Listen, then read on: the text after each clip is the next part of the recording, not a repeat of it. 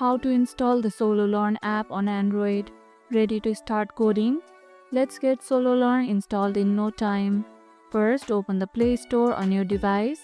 Now tap on the search icon located at the bottom right corner of the screen. Here you can see the search bar at the top. Tap on it and type in Sololearn. Once you type it in, hit search. Now look for the official app. Once you find it, tap on it to open the details page. Here you can see the install button. Tap on it to begin the installation. Once installed, open Sololearn by tapping open or the new app icon on your home screen.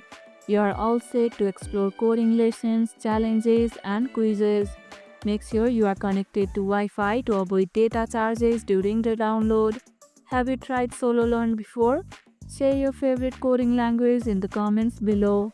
And if this video helped, hit the like button, share it, subscribe and leave a comment. Thanks for watching and I'll see you in the next one.